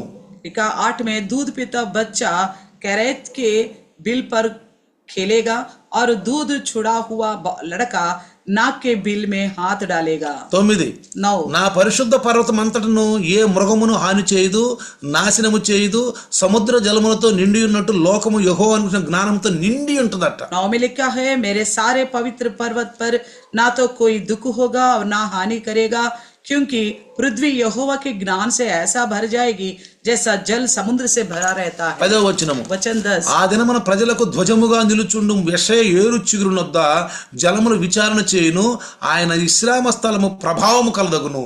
और लिखा है 10 में, इस समय ईशई की जड़ के देश देश के लोगों के लिए एक झंडा होगी, सब राज्यों के लोग उसे ढूंढेंगे, और उसका विश्राम स्थान तेजोमय होगा। ఇక పార్టీల జెండాలు ఉండవండి, कोई पार्टी का और झंडा नहीं होगा, వేరే వేరే జెండాలు ఉండవండి, और अलग अलग झंडा नहीं होगा। ప్రపంచానికి ఒకే ఒక జెండా, दुनिया भर के लिए एक एक झंडा होगा, ఒకే ఒక ధ్వజం ఉంటుందండి. एक एक ध्वज होगा, ఈ జెండాలన్నీ ఉండవు. और कोई झंडा नहीं रहेगा। ఇంకేమైనా ఉంటుందంటే और क्या कहता है, యెషయా చిగురునొద్ద జలములు విచారణ చేయును.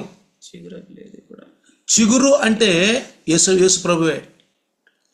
यहाँ से कहता है राज के लोग उसे ढूंढेंगे करके। ఎందుకని చిగురు అన్నాడంటే పూర్తిగా ఇజ్రాయేలుల యొక్క జనాంగములన్నీ కూడా వాళ్ళ పాపం వలన, వాళ్ళు ఇతర దేవతలను ఆరాధించడం వలన, వాళ్ళు దిమనస్కులైనందువలన వాళ్ళని రాజ్యాన్ని తీసేసి ప్రపంచాలకి బానిసలుగా చల్లాచెదురు చేసేసాడు. इजराइल ने परमेश्वर को आराधना कर छोड़कर अन्य जातियों की आराधना उपासना करने लगे, तो परमेश्वर ने उनको तितर बितर कर दिया था। ఇప్పుడు ఒక రాజ్యం అంటూ లేదు, इसलिए उनके लिए ना कोई राज्य था, ఒక రాజు లేడు, ना कोई राजा है, వాళ్ళకి ప్రజలు లేరు. ना उनकी प्रजा है। ఎందుకని వాళ్ళు చేసిన పాపం వలన, వాళ్ళు వ్యతిరేకంగా ఉన్నందువలన వాళ్ళని ఆ ఇతర దేశాలకు చల్లాచెదురు చేసేసారు. उन्होंने पाप किया और परमेश्वर का विरुद्ध रहने की वजह से और देशों में उनको तितर बितर कर दिया। మళ్ళీ అందరిని ఒకటి చేయాలన్న फिर से इन सबको इकट्ठा करना है, దేవుడు ఒకటి చేశాడు. परमेश्वर ने इकट्ठा किया। అదే ఇజ్రాయేల్ దేశం, ये इजराइल का देश, అదే ఇజ్రాయేల్ वो దేశం. है इजराइल का देश। అందుకే యాకోబు నీకు ఒక మంచి వార్త వస్తుంది నీకు అని చెప్పాడు. इसलिए कहा यह है याकूब तुम्हारे लिए एक अच्छा संदेश है। ఎందుకంటే యాకోబు దేశమైనటువంటి ఆ పాలస్తీనా దేశము యెరూషలేములో పుడతాడు ఆ మెస్సీయ అన్నాడు. क्योंकि याकूब का देश जो पालस्तीना यानी कि यरूशलेम उसी में पैदा होगा मसीहा। చూసారా, देखा, అందుకే అన్నాడు యాకోబు है इसलिए बोले ఒక याकूब వార్త, तुम्हारे लिए एक संदेश है। ఇది ఏమంటున్నాడు, क्या कहता है, యెహోవా యాకోబు విషయమై ఒక వర్తమానము పంపగా అది ఇజ్రాయేలు వారి మీద ఎలుగై ప్రకాశించింది అంటాడు. प्रभु ने याकूब के पास एक संदेश भेजा और इजराइल पर प्रकट हुआ है। అంటే ఆ ఇజ్రాయేలు దేశములో వెలుగైనటువంటి ఆ మెస్సీ పుడతాడు. इजराइल देश में रोशनी से भरा हुआ मसीह पैदा होगा। చూడండి, లోకమంతంట ఆయన యెహోవాను గురించిన జ్ఞానంతో నిండిపోయి ఉంటుందంట. सारा संसार जो है परमेश्वर यहोवा का ज्ञान से भर जाएगा। అక్కడ ఏ విధమైనటువంటి హత్యలు కానీ, वहाँ पे कोई हत्या, ఏ మారణ హోమాలుగా, कोई किसी प्रकार का ఏ వ్యభిచారాలు ना గాని, कोई व्यभिचार, ఏ దొంగతనాలు ना గాని, कोई चोरी नहीं होगा। పగలు రాత్రులంట ఇళ్లలో తలుపులు వేసుకోరంట. दिनों रात में भी दरवाजा बंद करने की आवश्यकता नहीं होती। తలుపులు వేసుకోరు, दरवाजा बंद करने की आवश्यकता नहीं होती। ఆ రాజ్యం ఆ యొక్క ఆకాశం ఉంటది, ఆ ఆకాశం ఉంటది, ఈ భూమి అన్నీ ఉంటదండి. ये पृथ्वी रहेगा, आकाश भी रहेगा, కానీ ఆయన ఏలేదేవురు ఈ భూమి మీద. मगर उस वक्त राज्य कौन करेगा? పాత నిబంధన నీతిమంతులు, కొత్త నిబంధన నీతిమంతులు. तो पुराने नियम का धर्मी जन और नए नियम के धर्मी ఓన్లీ నీతిమంతులే, केवल धर्मी ఎత్తబడిన వాళ్ళే, जो उठा लिए गए हैं, ఎత్తబడిన వాళ్ళే जो उठा लिए गए हैं, మళ్ళీ వస్తారు, वो फिर आएंगे, మళ్ళీ వస్తారు. फिर आएंगे। వచ్చి ఆఖరి 1000 సంవత్సరాలు ఇక్కడ యేసు ప్రభు యెరూషలేములో మందిరము కట్టబడి, దేవాలయము కట్టబడి, ఆ దేవాలయం సింహాసనం మీద కూర్చుంటాడు. तो यरूशलेम में मंदिर बनाया जाएगा, यीशु मसीह 1000 वर्ष का राज्य करेगा, उस मंदिर में जो सिंहासन पर है यीशु मसीह उसमें बैठेगा। చూడండి, देखिएगा అప్పుడు तब ఆ రాజ్యం అనేది ఎవరంటే మనమే. उस राज्य पर राज्य करने वाला कौन है? हम అందుకే ही लोग। అందుకే మీరు భూలోకమును స్వతంత్రించుకోవాలని మా యొక్క కొండ మీద ప్రసంగంలో ఆ మత్తయి సువార్త 5వ అధ్యాయంలో మీరు భూలోకమును స్వతంత్రించుకొందురు అని అన్నాడు. मत्ती के 5 में कहा कि धन्य है जो तो नम्र है, वो धरती के उत्तराधिकारी होंगे। చూసారా, देखा, మాట నిలబెట్టుకున్నాడా లేదా? अपने बात को बना के रखा कि నమ్మండి, విశ్వాసం ఉంచండి, भरोसा रखो इस बात को, జరగబోతుంది ఇది. ये होने वाली है। అందుకే యేసయ్య అన్నాడు పిలాతు దగ్గర, इसलिए यीशु मसीह ने बोला पिलातुस के నా पास, రాజ్యం ఇది కాదు, मेरा राज्य यही नहीं है, మట్టి మనుషులు కాదు, ये वो मिट्टी का इंसान नहीं है, క్షయమైన దేహులు కాదు, तो नाश होने वाला देह के नहीं నా है। రాజ్యంలో ఆత్మస్వరూపులు ఉంటారు, मेरे राज्य में आत्मस्वरूपी నా होंगे, రాజ్యంలో నీతిమంతులు ఉంటారు. मेरे राज्य में धर्मी जन होंगे। అందుకే ఇప్పుడు పరిశుద్ధ ఆత్మదేవుడు రాజ్యాలను ఆయన యొక్క జనాల్ని, ఆయన బిడ్డల్ని ఆయన ఇప్పుడు సరి చేస్తున్నాడు. इसलिए पवित्र आत्मा परमेश्वर अपने लोगों को तैयार करता है। పరిశుద్ధాన్ని పెట్టి వెళ్ళిపోయాడు యేసు ప్రభు. पवित्र आत्मा को छोड़ गया है मसीह, తండ్రిని అడిగితే పరిశుద్ధ పంపించేశాడు. पिता से मांगने से परमेश्वर ने भेजा था। లోకమంతా జ్ఞానంతో నిండిపోద్దంట. संसार पूरा परमेश्वर के ज्ञान से भर जाएगा। చూడండి, యెహోవా ఆత్మ 11వ అధ్యాయం యెషయా 2వ వచనం చూస్తే యెహోవా ఆత్మ అందరిలో ఉంటదంట. तो 11 अध्याय की यशायाह का 2 वचन में देखेगा तो यहोवा का आत्मा सबके ऊपर होगा। ఆ యెహోవా ఆత్మ జ్ఞాన వివేకములకు ఆధారమైన ఆత్మ, ఆలోచన బలాలకు ఆధారమైన ఆత్మ, తెలివిని యెహోవా పట్ల భయభక్తుని పుట్టించే ఆత్మ అతని మీద నిలుస్తుందని అంటున్నాడు. यहोवा का आत्मा बुद्धि और समझ की आत्मा, युक्ति और पराक्रम का आत्मा और ज्ञान और यहोवा का भय का आत्मा उस पर ठहरा करेगा। ఆత్మ అందరి మీద ఉండాలి. అందుకే ఆత్మ सबके ऊपर रहना है। అందుకే అపోస్తులు కూడా యేసు ప్రభు పరలోకం వస్తున్నప్పుడు మీరు ఆత్మ పొందుకున్నాకే బయటకు వెళ్ళమన్నాడు. इसलिए प्रेरितों को भी प्रभु यीशु स्वर्ग में जाते हुए कहा था तुम पवित्र आत्मा पाने के बाद ही इस संसार में जाना। మీరు వెళ్ళి మేడ మీద కూర్చోండి, तब तक आप ठारी में बैठिएगा, నా తండ్రిని అడుగుతాను, अपने पिता से मांगूंगा, సత్య స్వరూప ఆత్మ వస్తాడు, सत्य स्वरूपी आत्मा आए, ఆత్మ పొందుకోండి, आत्मा को पाइएगा, ప్రపంచాలకు వెళ్ళమన్నాడు. तब दुनिया में जाइए, ఆత్మ పొందుకొని ప్రపంచాలకు आत्मा వెళ్ళమన్నాడు. पाकर दुनिया में जाने के लिए అందుకని कहा। అపోస్తుల యొక్క బోధ, इसलिए प्रेरितों का संदेश మనము ఆ బోధ మీద కట్టబడాలని ఎఫెసీ పత్రిక 2:20 రాయబడింది. एफेसियों के 2:20 में लिखा गया है प्रेरितों का नींव पर ప్రవక్తలు भी बनाया जाए। అపోస్తులు కట్టిన పునాది మీద ఉండాలండి. नबी और प्रेरितों के बनाए गए नींव पर हम बनाए, ఇంకెవ్వరు పునాది మనకు వద్దు. और किसी और की नींव की जरूरत नहीं है। ప్రవక్తలు, नबी అపోస్తులు, और प्रेरित, 12 మంది అపోస్తులు, 12 प्रेरित ప్రవక్తలు, और नबी, 12 గోత్రాలకు దేవుడు మాట్లాడిన మాటలు, 12 गोत्रों से परमेश्वर की गई 12 बातें, గోత్రాలకు ఇచ్చిన ధర్మశాస్త్రం, 12 गोत्रों के लिए दिए गए व्यवस्था, అదే పరిశుద్ధాత్మ దేవుడు యేసు ప్రభు ద్వారా ఒక బైబిల్ని సిద్ధపరిచి మనకి ఇచ్చాడు.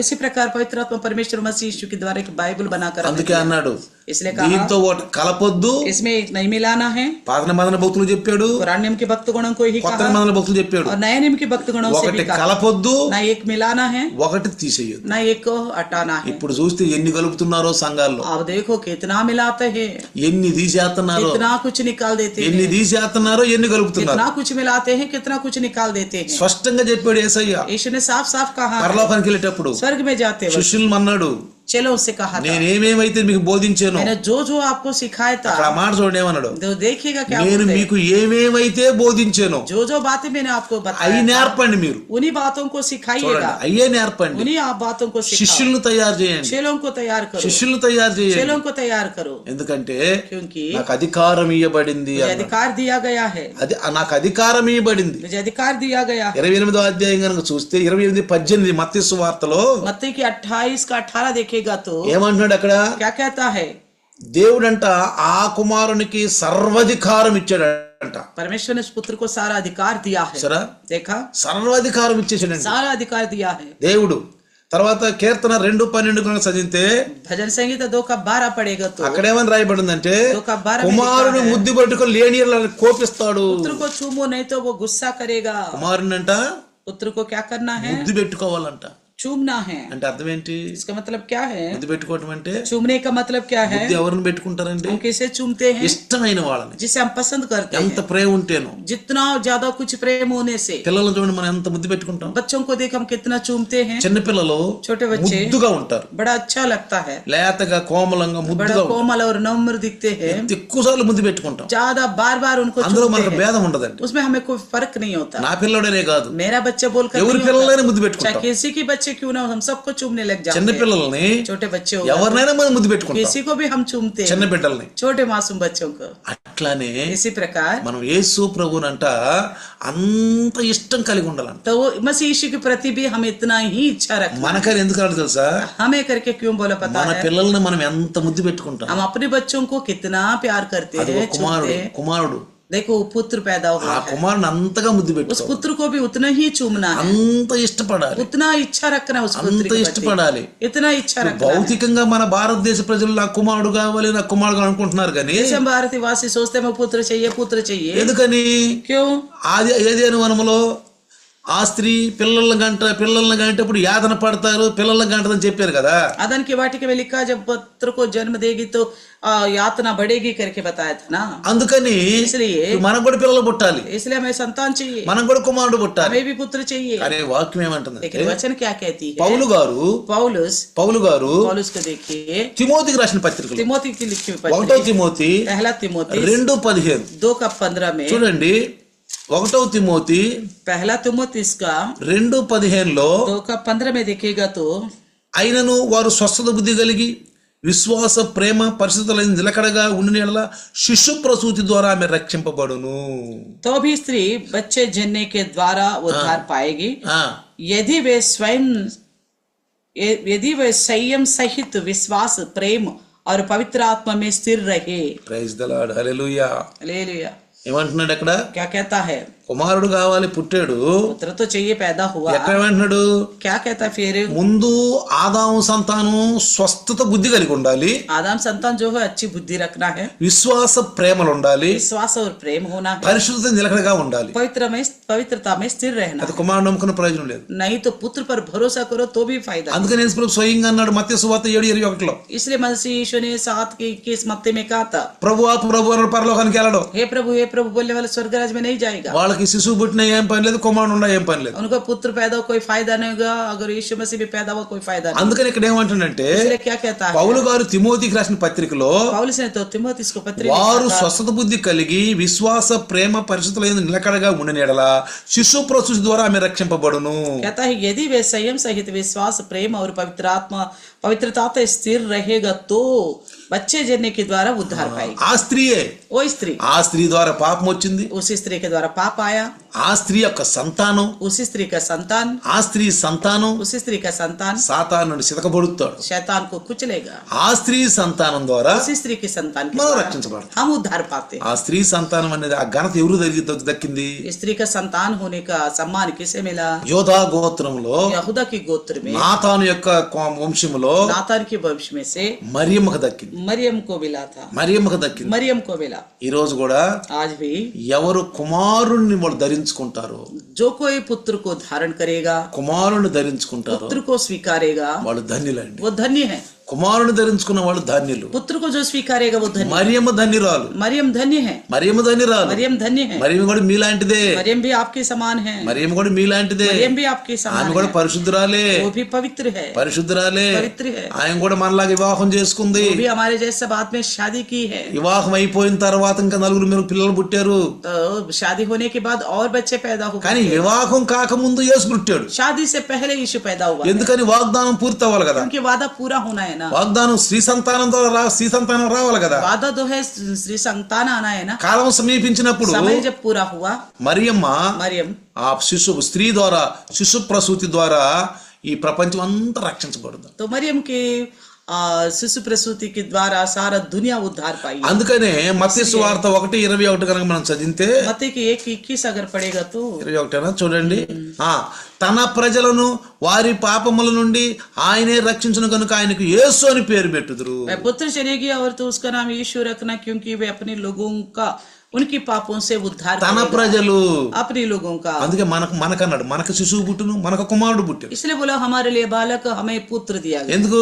क्यों? తన ప్రజలు, अपने लोगों के लिए। మనల్ని తను అనుకుంటున్నాడు దేవుడు. तो परमेश्वर हम सबको अपना समझता है, కాబట్టి మనకు భయం ఏందండి? इसलिए हमें क्यों डरना है? ఇంక దేనికి భయం? మనం किस बात की डर नहीं है? ప్రార్థన చేసుకుందాం. प्रार्थना करें। కాలాలు సమయాలు ఆయన చేతిలో ఉన్నాయి. समय और काल परमेश्वर के हाथ में, ఆయన చేతిలో ఉన్నాయి. उन्हीं के కాబట్టి हाथ में है। ప్రతి ఒక్కరు కూడా ఈ క్రిస్మస్ దినాలలో, इन क्रिसमस के दिनों ఈ में, క్రిస్మస్ దినాలలో क्रिसमस के दिनों में దేవుని యొక్క శక్తి ప్రతి ఒక్కరి మీదకి రావాలని, परमेश्वर का सामर्थ्य हर एक के ऊपर आने पर, ప్రతి ఒక్కరి మీదకి రావాలని, हर एक के ऊपर आने पर రక్షణ అందరికీ కలగాలని, उद्धार सबको मिले, రక్షణ అందరికీ కలగాలని उद्धार सबको मिले। ప్రతి ఒక్కరు కూడా ఆ సంతానం, అదిగో యేసయ్య ఈ భూమి మీదకి వచ్చేసాడు. तो सबको उद्धार मिलने के लिए वो संतान जो यीशु मसीह इस पृथ्वी पर आ चुके हैं। అందుకే యేసయ్య అన్నాడు, इसलिए यीशु ने कहा ఒకసారి యూదులతోటి, यहूदियों से, మీరు లేఖనాలు నమ్మకే పొరపడుతున్నారు. आप पवित्र ग्रंथ को, लिखी हुई बातों को ना जानते हुए ఆ धोखा खाए। లేఖనాలు నన్ను గురించి చెప్తాయి. तो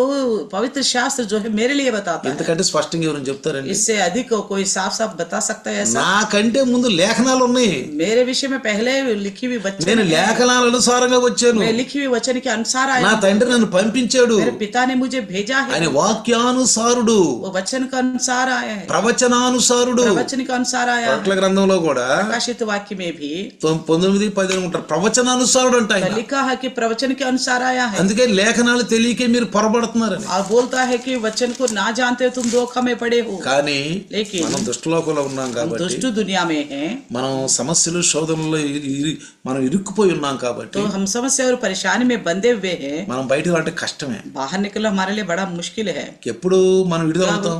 कब हम छुटकारा पाएंगे? మీ తలలెత్తుకొని మీరు విడుదలవుతారన్న. तो अपना छुटकारा मिल चुका है आपको, अपना सर ऊंचा करो बोलता ఈ है। లోకంలో మనం పడిపోయే కంటే अभी संसार से में गिरने से बेहतर మనం గనక ప్రభువులో గనక విశ్వాసం పెంచుకుంటే, अगर प्रभु में हम विश्वास बढ़ेगा तो మనకు కలిగిన దాన్ని గట్టిగా పట్టుకుంటాం. हमारे पास जो था वो अगर उसे अच्छी तरह थामे रहेंगे, ఏమో ఇయ్యాల విడుదలేమో, क्या पता आज ही छुटकारा मिले, ఇయ్యాల యేసుప్రభు వస్తాడేమో, आज ही यीशु मसीह आ जाए, क्या ये पता रात्रे आज रात को ही, ఇప్పుడే వస్తాడేమో, अभी क्या पता आ जाए, ఇప్పుడే వస్తాడేమో. अभी क्या ఈ पता आ जाए। సమస్యలతోటి కనుక మనం గనక పడిపోయి अगर हम अपनी समस्याओं में गिरे रहेंगे, అసలు మార్గాన్ని మనం వదిలిపెట్టుకుంటే, असली मार्ग को हमने छोड़ दिया हो, ఎప్పుడు ఉండే భయంకరమైన పొడి మనకు తీరనే సమస్యలు. हमारी समस्या ऐसा होंगे कभी अंत ना होगा फिर। అందుకనే పరిశుద్ధం ఏమంటాడంటే, इसलिए पवित्र आत्मा प्रभु क्या कहता కాలాలు है? సమయాలు ఆయన చేతిలో ఉన్నాయి समय और కాబట్టి काल उनके हाथ में है। ప్రార్థన చేసుకొని प्रार्थना करे, విశ్వాసం కలిగి, विश्वास रखे, నమ్మకం కలిగి, भरोसा से रहे, ధైర్యం కలిగి, धैर्य से रहे। నేను అడిగిన దాన్ని నా ప్రభు ఇస్తాడు. मैं जो मांगा मेरे प्रभु देगा, ఇస్తాడు. देगा। ఇప్పుడు కదా రేపు ఇస్తాడు, आज नहीं तो कल देगा, రేపు ఎల్లుండి ఇస్తాడు. कल नहीं तो परसों देगा। కింద పడ్డ వాళ్ళని కింద ఉంచును అన్నాడు. जो गिरे पड़े रहेंगे उनको ऐसा यूं ही नहीं छोड़ूंगा మనం बोला। పాట పాడతాం కదా, हम गीत गाते हैं ना, गिरने वालों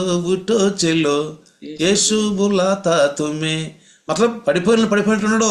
जो गिरा हुआ है वो ऐसा ही नहीं रहेगा। ఇజ్రాయెల్ అంటున్నాడు, इजराइल से कहता మిమ్మల్ని है, తలగా ఉంచుకొని తోకగా ఉంచును, मैं सर की तरह रखूंगा, पूंछ నేను की तरह नहीं रहूंगा। స్వస్థ చేసేది యెహోవాను. मैं चंगा करने वाला यहोवा हूँ। ఇజ్రాయెల్ ఐగుప్తు దేశంలోకి వచ్చిన వాళ్ళందరికి రోగాలు మీకు రావు. मिस्र की जैसे बीमारी आप पर नहीं आएंगे। కానీ ఎప్పుడండి? कब होगा ऐसा? ఎప్పుడు? कब होगा? చెప్తున్నాడు, మనకి తిమోతి ద్వారా చెప్తున్నాడు. तिमोथी इसके द्वारा बताता है, విశ్వాస ప్రేమల యందును పరిశుద్ధత యందును మనం ఎలా ఉండాలంట?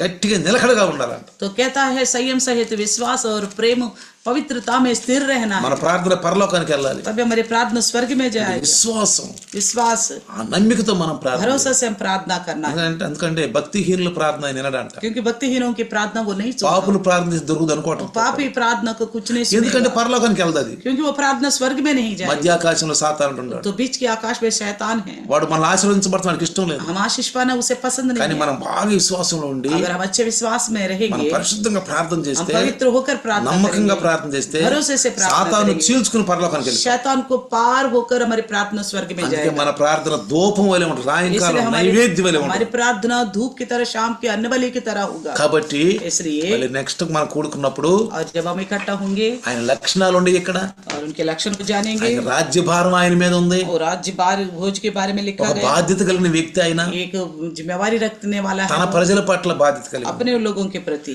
రెండు చిన్న ప్రార్థన చేసి आइए प्रार्थना करें, అందరు తలలో ఉంచుదాం. सर झुकाकर। వందనాలు ప్రభువా, धन्यवाद प्रभु जी, స్తోత్రాలు నాయన. स्तुति हो। ఈ చిన్న సందేశాన్ని, ఈ క్రిస్మస్ సందేశాన్ని మీరు అయ్యా ఆశీర్వదించినందుకు వందనాలు. ये छोटे संदेश जो क्रिसमस की है इसे आपने आशीष किया, धन्यवाद प्रभु जी। అయ్యా మా ముందు ఉంచిన పనులన్నింటినీ సరిగా చేసుకోవడం, సక్రంగా చేసుకోవడం సహాయం చేయండి. हमारे आगे जितने काम अच्छी तरह होने के लिए मदद करे प्रभु जी। ఆ ఆనందంలో పాల్గొనబోయే ముందు నన్ను అనేకమైన పనులతో మాకు సహాయం చేయండి. तो उस क्रिसमस के आनंद में शामिल होने से पहले उससे जुड़ी हुई हर एक काम अच्छी तरह होने में मदद ఈ రోజు నాయన నీ బిడ్డలకు నాయన నీ సందేశం అందించాను. आज आपके बच्चों को संदेश पहुंचाया हूँ। మీరు వాగ్దాన పురుషులు నాయన. आप वादा के अनुसार అదిగో స్త్రీ సంతానం आप వస్తున్నారు. स्त्री का संतान है, ఆ స్త్రీ కన్యక అని అన్నాడు. कुमारी से आए हैं। ఆ కన్యకకి యేసు అని పేరు పెడతావు. कुमारी का पुत्र को यीशु करके नाम, రాజ్యభారం ఆయన మీద ఉందంట. प्रभुता उसके అవునండి, कंधों మా पर। బాధ్యతలన్నీ ఆయన మీద ఉన్నాయి. हाँ, हमारा सारा बोझ आपके ऊपर है। మా బాధ్యతలన్నీ మీ ఉన్నాయి నాయన. आपके ऊपर है हमारा सबकी बोझ। తన ప్రజలు తన పాపాలను తీసివేస్తారు. अपने लोगों को अपने पाप से निकाले। కాలాల సమయాలు మీ చేతుల్లో. काल और समय आपके हाथ में है। భయపడకుండా हम ना डरे, విశ్వాసులు हम विश्वास रहे। ఒకరోజు మనల్ని హెచ్చిస్తాడు. एक दिन हमें ऊंचा करेगा। మనం దేవుని బిడ్డలమే. हम परमेश्वर के लोग ఆయన हैं। బిడ్డల్ని. हम उन्हीं మనకు के- శిశువునిచ్చాడు. हमें ఇదిగో మనకు పుట్టాడు. हमें दिया, మనకు కుమారునిచ్చాడు. हमें पुत्र ఆయన दिया మనతో है। ఉన్నాడు. वो हमारे ఆయన साथ ఇమ్మానుయేలు. वो इम्मानुएल ఆయన మనతో ఉన్నాడు. हमारे साथ అందుకే మనం అంటున్నాడు. इसलिए हम करके बोलते हैं। దేని గురించి हम భయపడకుండా किसी विषय से ना ఈ डरे। క్రిస్మస్ దినాలలో इस क्रिसमस के दिनों में ఆనందంగా आनंद से रहे, ఆయనలో పాల్గొందాం. उसी में बने रहे। నీ దాసుని ద్వారా మాట్లాడి కొద్ది మాటలు प्रभु आपके दास के द्वारा बताए गए ये वचन మన హృదయాల్లో 100 పరిశుద్ధ సహాయం के చేయమని. हृदय में 100 गुना फलवंत होने के लिए मदद करना, సైతాన్ ఎత్తుకొని పోకుండా ఉంటారు సహాయం शैतान చేయమని. ना उठा के लेने यीशु नाम जाने अड़ुचुन्नानु पाए। तंड्री। यीशु के नाम से मांगते हैं पिता। आमीन। आमीन। पिता परमेश्वर का प्यार, प्रभु यीशु मसीह की महान कृपा, पवित्र आत्मा का सहभागिता आज और कल युगान तक सदा काल इम्मानुएल बन के रहे प्रभु। आमीन। आमीन।